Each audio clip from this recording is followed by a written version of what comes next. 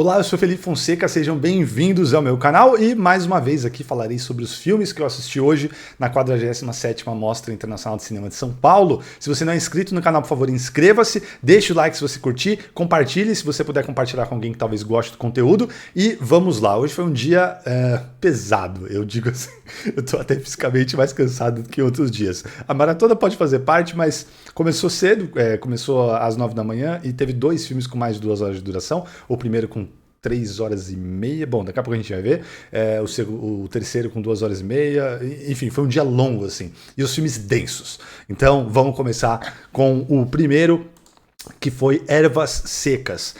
Vários filmes premiados em Cannes hoje, quer dizer, os três foram premiados em Cannes, os três que eu assisti hoje.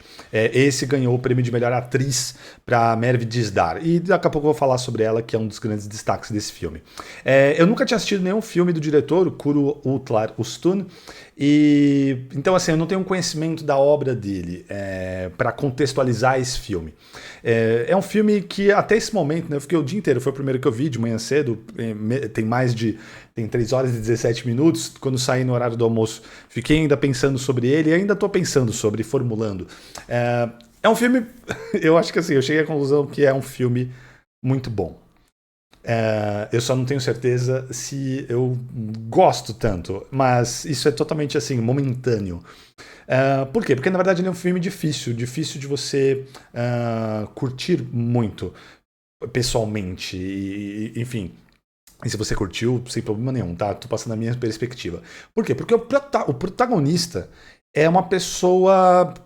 Não é uma pessoa legal, assim. É uma pessoa bem nojenta e bem desprezível, assim.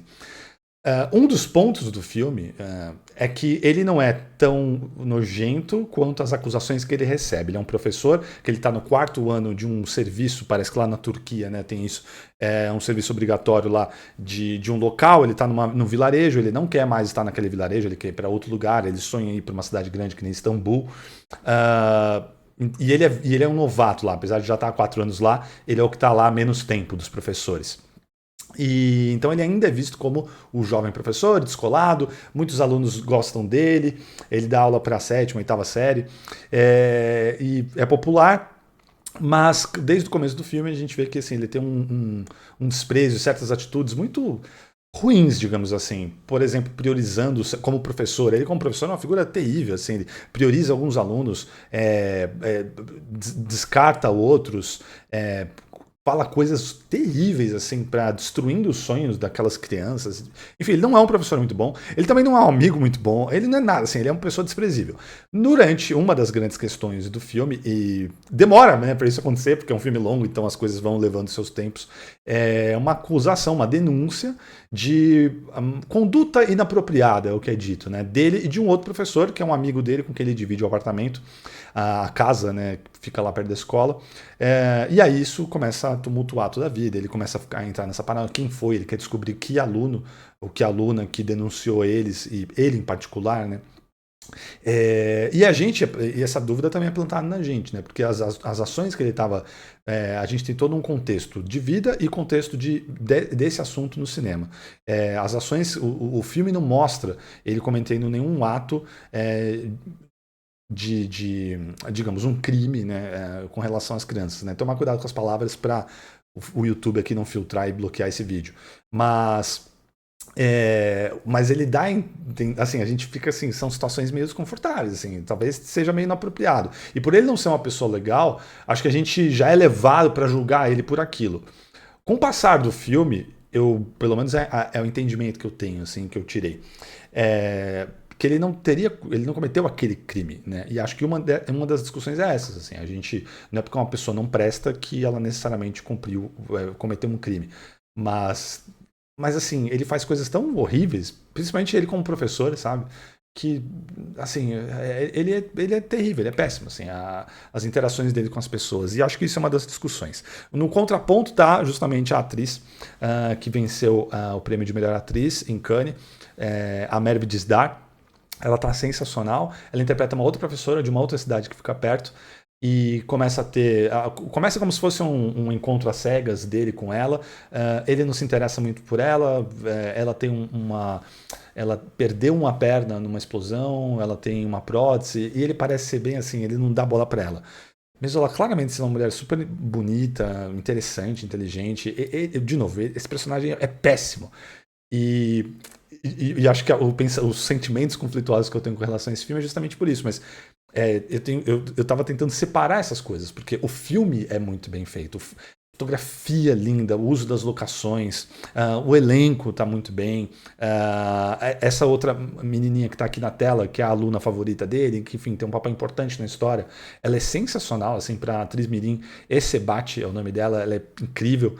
E todos os atores, na verdade, que estão no filme. Visualmente, o filme é muito bonito também. De novo, as locações, fotografia, nas internas também. Mas aí tem algumas coisas, e eu comecei falando que eu nunca tinha assistido um filme desse diretor, porque são preciosismos. Então eu vou fazer uma comparação e espero que vocês entendam o que eu quero dizer. Várias vezes, quando eu falo aqui no canal sobre todo tipo de filme, então quando eu falar de blockbusters e filmes alguns filmes recentes bem decepcionantes de super-heróis, por exemplo, e tem algumas coisas que acontecem só por acontecer e não tem muita explicação, porque é um fanservice ruim. Porque o fanservice em si não é um problema. O problema é quando é feito em detrimento da história e do que serve ao roteiro. Às vezes é até simpático, é bacana, pode ser pura e simplesmente fanservice. Mas tem coisas que desafiam. E a gente tem tido vários filmes esse ano que um ano ruim, assim, então Quantum Mania da Marvel, os da DC, o cinema, e onde que eu vou chegar? O cinema de arte, os filmes que concorrem a prêmios em Cannes, o cinema de arte, os filmes que a gente está vendo aqui na mostra, não todos, né, assim, mas um tipo de filme, e como esse, eu vou falar de 3 filmes premiados em Cannes, e que geralmente chamam mais atenção, que chamam os olhares. Às vezes eles têm umas coisas que é similar a isso que acontece no blockbuster de Hollywood, por exemplo. Pra quê? Então, em determinado momento do filme, a quarta parede é quebrada. Então um personagem abre uma porta e aí ele sai no estúdio. Então e aí ele começa a andar, vai pelos cenários e aí ele vai até chegar no outro cenário. A gente vê todos os bastidores da produção. Isso não é inédito, isso não é novo, isso já foi feito há décadas e recentemente já foi feito várias vezes. Pode até não ser algo que a gente vê sempre, mas é comum, digamos assim. E aí o filme faz isso. E é tão tarde no filme e tão. E a cena específica que eu fiquei refletindo. Pra quê? Assim, qual que é o significado? E aí li alguns comentários, alguns textos de colegas e críticas que foram escritas quando o filme passou lá em Cannes.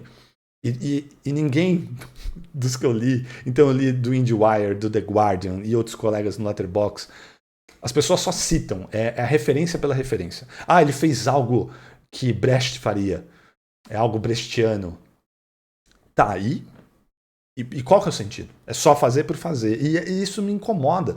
É um filme bastante indulgente nesse sentido, assim. As cenas de diálogo que são interessantes, que são bacanas, os atores são muito bons, mas que se prolongam, e se prolongam, e se prolongam. E qual que é o propósito? E eu fiquei pensando sobre isso, um filme que tem uma duração tão longa. Diferente, por exemplo, de um outro recente que eu assisti, do Scorsese, que eu até falei que não parece, né? Que essa duração é sentida. Até certo ponto, esse filme eu não senti tanto. É mais na hora final, talvez, eu acho que pesa mais. Você começa a sentir o peso na hora e pouco final. Isso começa a pesar um pouco mais, fisicamente falando. E eu me indago o motivo. Em todo caso, eu estou aqui pensando sobre o filme e eu falo que isso é sempre uma coisa muito boa. Assim, isso faz a gente pensar, refletir e tudo mais. E como eu disse, em aspectos, né, elenco, fotografia, até a montagem, em certo ponto, mesmo em determinado momento a gente sentindo o peso da duração, é um bom filme. Mas, não, apesar de saber que é um bom filme, eu não gostei tanto assim. Na sequência, Tiger Stripes, um filme da Malásia, ele ganhou o prêmio da Semana da Crítica no Festival de Cannes. Eu estava vendo algumas pessoas lá fora, na época do festival, no meio do ano, que ficaram surpresas com essa vitória. Eu tava muito. Foi um filme que eu escolhi, o primeiro. Eu tinha escolhido também, mas eu comentei ontem, né? Acabou passando em cabine de imprensa, então foi legal. E esse eu tinha botado na minha lista e tava empolgado pela sinopse, pelas coisas e tal. E é um filme. curioso, é um filme esquisito. Ele começa como um filme normal, normal entre aspas, tá? É muito interessante, e tudo que eu vou falar, assim, o elenco é muito bom, do começo ao fim, a atriz principal, deixa eu pegar o nome dela aqui, Azafrén Zairizal, sensacional essa menina aqui da imagem, o elenco é muito bom, fotografia bacana, tudo, a trilha sonora e inserções musicais assim que casam muito bem com as cenas. E parece que vai ser uma história sobre a puberdade dessa jovem, né? A primeira menstruação dela, e até certo ponto, quando eu falei normal, assim, a gente vai acompanhar ela, um coming of age, né? Só que daí o filme começa a ficar bem esquisitão, assim, de doido. E ela começa a se transformar numa espécie de monstro, aí barra tigre. Tem uma questão dos tigres, tá no título, na Tiger Stripes. Tem uma questão lá, um ataque de tigres está rolando na cidade antes, né, dela começar a ter essa transformação. E aí é o seguinte, bom, é uma metáfora, né? É uma metáfora pra menina se tornando mulher. E a questão até mesmo de como a sociedade encara e como as outras colegas dela encaram a questão dela ter ficado menstruada. A primeira da turma, da escola, ficar menstruada. Mas todo mundo que está ao redor tem coisas que a gente acha que está passando na cabeça dela. E aí a gente vê, corta para outra cena, ela já não está mais daquele jeito, com as garras, por exemplo. E aí você fala, tá, então isso é uma metáfora, estava na cabeça dela. Mas aí a gente vê a vila lá dela, a sociedade reagindo de maneira crível com aquilo. Então tudo começa a se misturar. E aí tem umas coisas que ficam engraçadas, eu não sei se era pra ser engraçado, eu acho que era, e aí o pessoal começa a dar muita risada na sala, a sala tava lotada que eu assisti, e teve muita risada, uns efeitos, assim, meio tosquinhos, algumas coisas um pouco mais chocantes, e aí eu já tava, aí eu comecei, o filme começou a cair um pouco pra mim. E aí no final, ele casa um pouquinho com algo que acontece logo no começo do filme, dá uma volta assim, né? Fecha um círculo e faz uma rima com algo que a gente tem no começo do filme, que daí eu falei, tá bom, vai, então não é tão piração assim, eu acho que tava certo. É tudo uma metáfora, eles foram muito longe, assim, principalmente no terço final do filme, eles alopram, e a gente não sabe direito se, peraí, é um filme de ficção, de fantasia, e aí tá contando uma metáfora, ou é uma coisa assim que tá só se passando na cabeça da personagem? Fica essa dúvida, sabe? Mas ele fecha de uma maneira que eu falei, tá, ok, é sobre isso mesmo. É sobre a mulher enfrentando a sua primeira menstruação, como ela é encarada, a puberdade, a sociedade, como a sociedade vê isso, como as mulheres são tratadas. Então, assim, é um filme interessante, divertido, mas ele dá uma guinada que me deixou meio assim, eu falei, caramba, tipo, eu achei que tava assistindo um filme e aí ele é outro e começa a ficar meio pastelão até. Mas é interessante, é bacana o filme. Valeu assistir. E fechando o dia, o vencedor da Palma de Ouro de Cannes esse ano, Anatomia de uma Queda. Eu comentei no vídeo de ontem, no finalzinho, que eu tava muito curioso, porque eu não sabia até anteontem, sei lá, que a Justine Triet, que venceu, né, a diretora do filme, que venceu a Palma de Ouro em Cannes, ela é a diretora, vou mostrar aqui para vocês, desses filmes aqui, né? E eu assisti 2 desses filmes, Síbio e Vitória. Vitória é uma comédia romântica muito legal, assim, que eu adorei.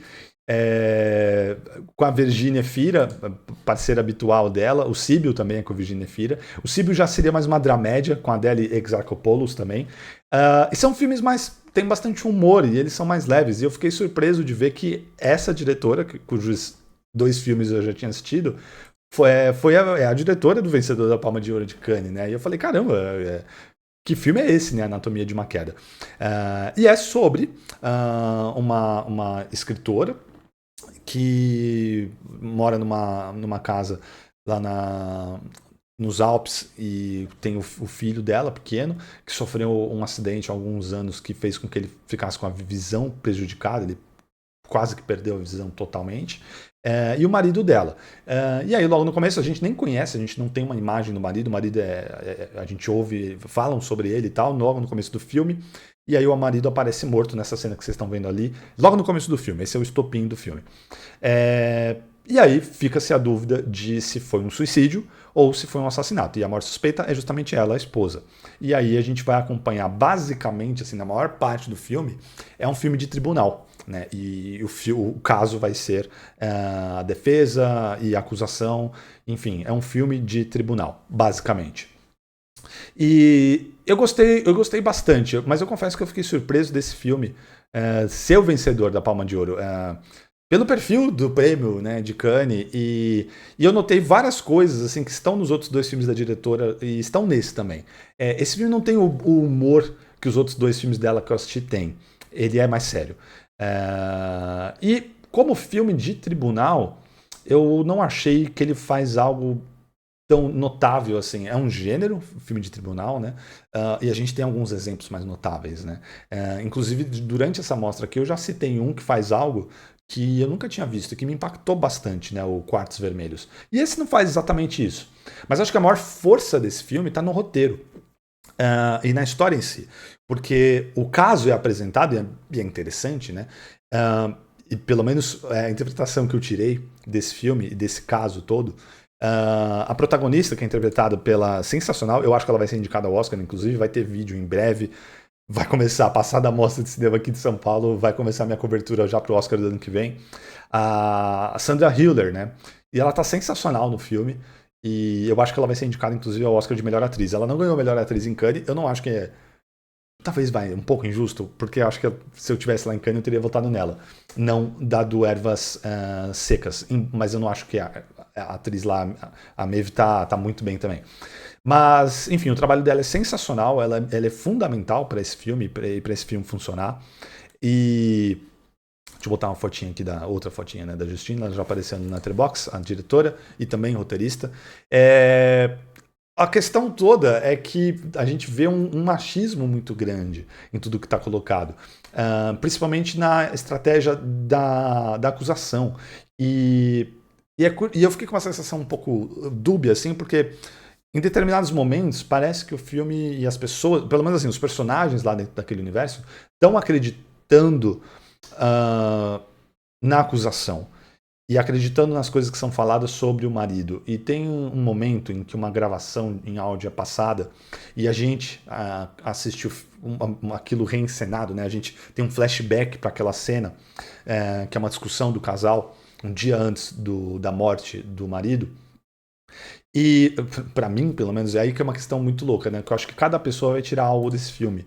São interpretações diferentes, acho que depende de cada pessoa, depende de cada ponto de vista, depende de como a gente enxerga o mundo.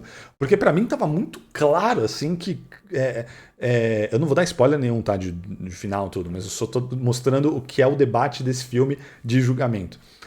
Eu tava do lado dela o tempo todo, assim. Eu falei, cara, esse marido aí não... É óbvio que ela é inocente. Pra mim, essa era a minha sensação durante praticamente todo o filme. Em momento nenhum eu fiquei na dúvida. E eu fiquei me questionando, isso é um problema talvez, né, para um filme de tribunal, não deixar a gente na dúvida. Mas aí eu comecei a pensar que talvez fosse algo muito pessoal, porque pela minha visão de mundo, pelas minhas experiências, eu fiquei do lado dela. Mas talvez outras pessoas não ficassem, talvez outras pessoas, assim, acreditassem piamente que ela é a culpada. E aí, acho que o debate do filme, pelo menos um dos debates do filme, é esse. Vai ter uma questão também de relação, né, homem e mulher e equilíbrio de poder. E não é nenhuma coisa assim, hoje em dia. Não é hoje em dia, a gente faz muito tempo, né? Os papéis que homens e mulheres desempenham, quando tem essa formatação no lar, né? Casais heteronormativos, enfim. Os papéis que cada um assume. Sim, ainda existe as pressões e preconceitos da sociedade, a pressão que é colocada num homem, a pressão que é colocada numa mulher, espera-se coisas diferentes, ainda isso tudo existe, ok. Mas eu achei assim, são dinâmicas tão... já tão consolidadas de uma maneira diferente hoje em dia, que eu fiquei o filme inteiro achando que, ela é inocente. Mas ao mesmo tempo eu pensei, não, mas pode ter pessoas que vão achar que é ele, né? Então é curioso, o trabalho dela é sensacional, da atriz principal, e tá muito ancorado nela, mas é um bom filme, e eu só fiquei assim, se esse filme não tivesse vencido a Palma de Ouro, talvez eu tivesse saído com uma impressão maior. Talvez a minha expectativa fosse maior, porque foi o vencedor da Palma de Ouro. E expectativas é sempre são sempre ruins quando a gente vai assistir um filme. Eu evito ao máximo, mas assim, não teve como. Tava super difícil conseguir ingresso, sessão lotada, Palma de Ouro em Cannes. Alguma expectativa a gente cria. A gente é humano, né? Fazer o quê? E acho que por isso eu fiquei um pouquinho decepcionado, porque eu esperava um pouco mais e não tive esse a mais, assim. Mas fiquei feliz pela diretora, porque ela fez outros filmes, 2 filmes que eu citei aqui, muito simpáticos, que eu adoro, e eu achei demais que ela dirigiu um vencedor da Palma de Ouro. Sendo que os outros filmes que eu assisti dela são bem menos pretensiosos. Não que esse seja, ele não é. Não é mesmo, esse filme não é pretensioso, como o Ervas Secas é, por exemplo. Mas aí, não sei, talvez tenha faltado algo assim.